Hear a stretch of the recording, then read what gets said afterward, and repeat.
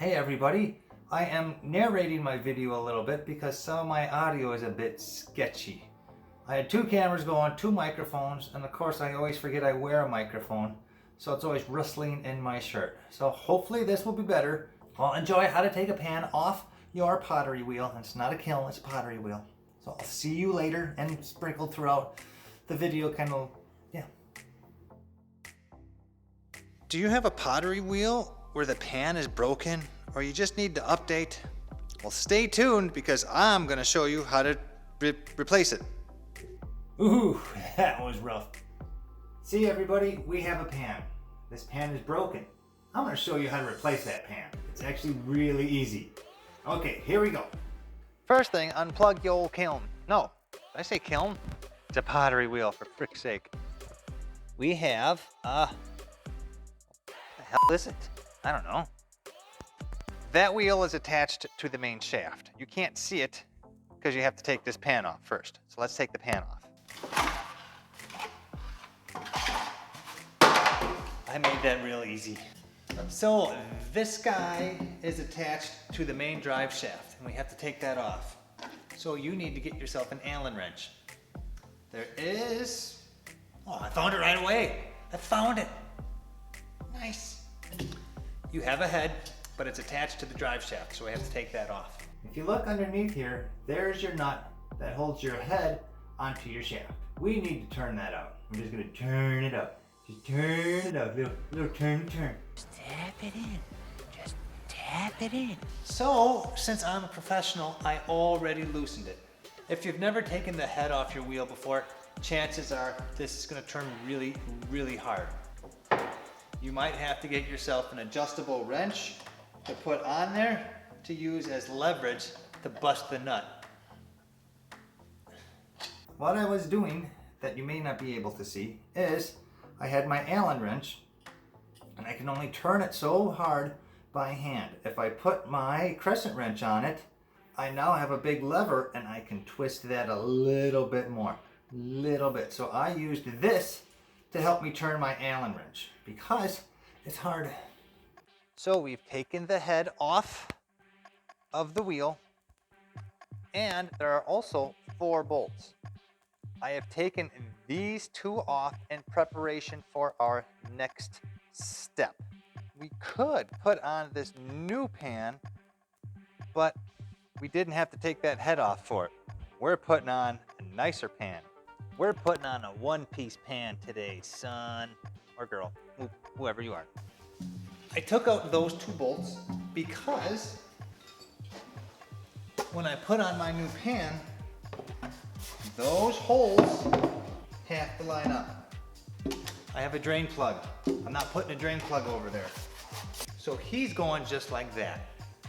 And then these would go back down in there. But you don't just want to put them back in there. I'll show you a trick. So you have those 2 holes which accept those 2 bolts. When I took these bolts out, they are really rusty. They have not coming out of here ever if that was a very coherent sentence that made sense. Before, because look at those. You think that's ever coming out before? Before I put those 2 bolts back in, I am going to use some WD-40, spray those in the holes so they go in nice and hopefully won't rust anymore. Is that necessary? No. Do I do it? Yes, I do. So understand, everybody out there in TV land, when you put these in, yeah, they go in, but instead of just bolting onto steel, now you're bolting these 2 onto plastic. You want to get them tight, but if you over tighten them, you're gonna crack your pan. And the whole reason you have a pan like this, you don't have any water issues. It's a big old pan with no split in it. Get them hand tight. Is this the best tool for it? Absolutely not. Why don't I get another tool for it? I'm too lazy. How tight should you get them, you might ask? Tight enough. Is that a jack way of saying it?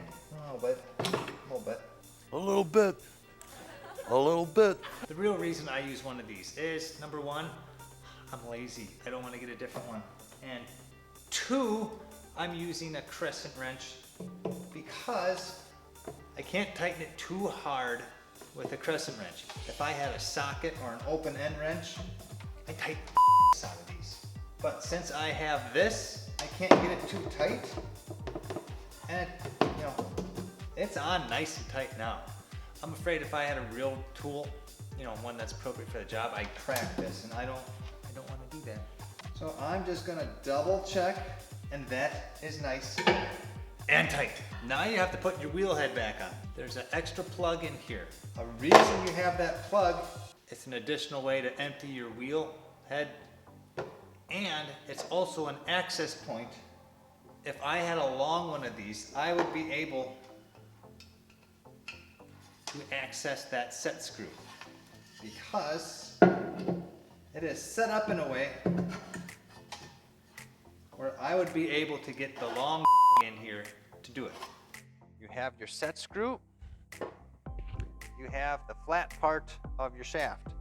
That's where it goes. If you have a hard time trying to figure out where it goes, I keep my Allen wrench in there, and I know where the flat part is because that's where my Allen wrench is. And it's lined up with my hole, not that it matters because it spins, but now all I have to do is tighten it up. Again, how tight should you be getting this? The wheel head you should be getting tight. Like that's as tight as I can get it by hand.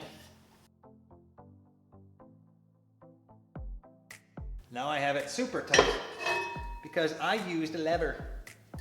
I don't want this flying off. I'm attaching metal onto metal so I can go nice and tight. When you're attaching plastic to metal, you get snug, you don't get tight. Boom. Cool. Look, I did a thing. Well, I hope you learned how to take a wheel head off so you can replace your pan on your pottery wheel. It's a piece of cake. As long as you have the appropriate size Allen wrench and maybe some kind of open end wrench or socket. And I use a crescent wrench just because I didn't want to go back to the toolbox and get it. So thanks for watching, everybody. Hope you learned something. This injury, that's not from that. Don't worry, you're not going to get hurt. Everything's okay. But thanks for watching, everybody. We'll see you next time on another episode. Bye. Yeah, make a YouTube video. It's so easy.